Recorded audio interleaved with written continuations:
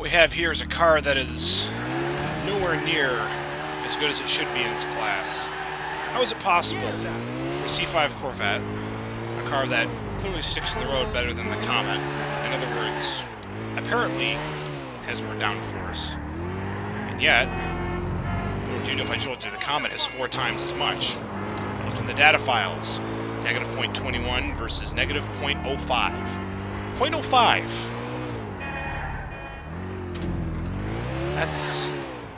That explains a lot. See how much air I catch off of the curbs? It's got nothing to do with suspension travel here. It's got everything to do with downforce. Even that, I should just be plowing through the bottom of it. This isn't exactly a high-slung car. Also notice the understeer. If you're in anything but first gear, this car will plow. Now, I'm foot to the floor here. That's first gear. Second gear. Full lock here. See why this car is so underperforming. It's a joke. It's a goddamn joke. Even with this cool Sprite-themed paint job. Or, I'm sorry, Sprunk. It's not the same. It feels sloppy. Yeah, it stops decently well, but as you'll see on some of these driving roads, it is in dire need of certainly more downforce. That's not in any question here. My God, this thing just hops around. This has a very similar thing with the Banshee. That root cause was extremely lack of downforce. So I figure the downforce now is negative 0.05. I figure negative 0.25 is a good place to start. See if that cures its many ailments. What's wrong with you? Whoopsies. What's neat about it not being that fast? Like I probably should have gotten ahead of that Caprice there. It's a Coquette. It's not really a high-performing car. This is very strange. Once again, the GTA Wiki gets this thing completely wrong. You know, it makes it sound like a viable alternative to the Comet. Well, not really. I mean, if I'm wider and I'm slower and my brakes are worse, I mean, that's already 3 marks against. So yeah, I don't think either car with the default handling line is particularly great at handling big bumps and such. But at least with the Comet, you've got so much brakes and acceleration over the Coquette. It doesn't really matter at that point. Whereas this, I mean, for how much this car supposedly sticks to the road better than the Comet, it's not reflective of its downforce settings. Like I just don't understand this car. I don't know why they set it up the way it did.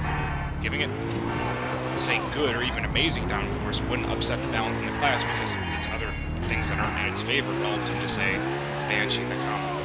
It's not as quick in a straight line as the Comet. It doesn't brake as well as the Comet or the Banshee. It's really wide, too. Look at this. This is like wider than the civilian Buffalo. Look at that. It can barely even fit on this road here. It's not good. We go to a driving around and see exactly. Alright, let's do a nice, tight, technical road here. You're going to see all this car's understeer and not amazing brakes laid bare. Granted, I know this road a lot better now than I did, say, a couple hours ago, but I will still probably make an error here. Just a touch of oversteer. Granted, I'm to the floor through almost this whole road. You know, for the C5 Z06, this car is far too tame. Oh, it does not like going against... Yeah, there's your understeer. It doesn't like going against the grain. And apparently this game doesn't want me to ride the walls, so... That's fair. Running the walls isn't fun. Poor Coquette. Crippled by a handling line that was conceived by someone that thought it needed to be balanced in its class more than it needed to. Like, look at this. Look at how much I have to fucking manhandle this thing to get the tail to step out. Look at that. Even going... This is full lock to the left. Full lock to the right. It's too stable. It can't duck and weave. And yeah, it is a little skittish in first gear, but not a lot. You don't spend any time in first gear on this road. Basically top of first, bottom of second for most of these tighter turns like this guy right here. This is top of first, well, maybe top of first, bottom of second.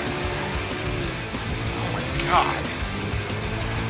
I I mean, I get that the car's got wider wheels in the back and the front, but it's not by such an absurd degree that it should be plowing like that. I'm a good driver, too. Like, I'm actually trying to drive this car correctly, if you can believe that. It's unbelievable. What the hell were they thinking? Oh, there we go. A little bit of oversteer there. Don't worry, I only had to drive it like a complete dingalinger here.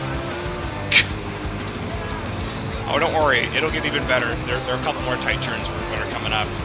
Long braking ahead of it, so it's going to be crazy in here.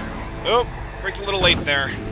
See what I mean, though? A Comet would have been able to just barely recover from that. This car, it's not. The brakes are good, but they're not amazing. And if you're going to have something that's got this kind of top speed and understeer, then you kind of got to have better brakes. Oh, obviously, okay, I see, I forgot that one. You can actually take that flat. Almost flat. Tight turn right here. Understeer. See, I would expect some kind of weird things like that from a Comet, because its handling line is kind of janky. This car should not be janky. This car is uncompetitive in its class as it stands. I've seen enough. We need to go to the data files and make this thing not a piece of shit. Maybe drunk off my ass, but this car is much better. Paths to Nowhere by Anvil. New and improved Sprite Edition, or Sprunk. Coquette. Show them how it's done. As I proceed to hit a curb.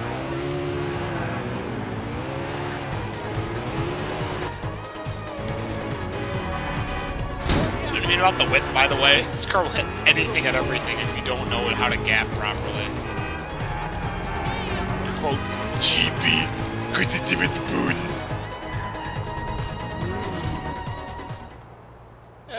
Okay, that works.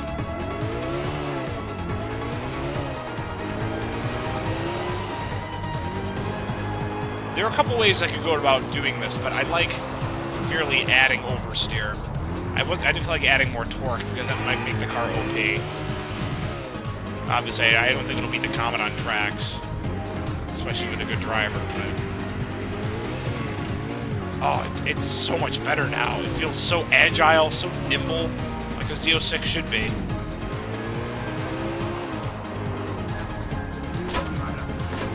Now, you do have to feather the throttle a fair amount, because at least coming out of turns in first gear. Woohoo! Handles those bumps pretty darn well. We will take her to her test track soon, but oh my god, it's so fluid. It just doesn't care. Yeah, see? I had to quintuple the downforce to make it stop getting unsettled over bumps, because I looked at the car, I'm like, it's got enough suspension travel. There's no reason for it to be flinging itself into the sky. Ah, it's doing like the FO3... well, yeah, like the FO3 7 series, when it kind of, at least in the dirt, when it spins out, it doesn't really spin out so much as, like, does a wide slide, at least that time. Here we go! I don't give a fuck! Coquette! This car would be a monster in alternate. Well, yeah, maybe. I mean, there are a lot of really narrow alleyways there that this car would have trouble using. I imagine there's a fair amount this car can use, period. See, a little skittish in first gear. That's a combination of sharpening the handling and lowering the center of gravity / increasing downforce, plus moving the grip bias toward, or basically when it loses grip, I'm shifting it more to oversteer. It's by no means a drift car, it's extremely, extremely agile, which, considering the C5 Z06, that's a pretty darn accurate representation as far as I'm concerned. I mean, yeah, it's GTA 4, so you can't have realistic top speed, otherwise the game can't keep up with you, even on a really good PC, or rather, really good to run this game at least. I mean, there are far better gaming PCs out there. Alright, jump towards me. That's fine. Oh, not much I can do about that. That was for entertainment value, I swear.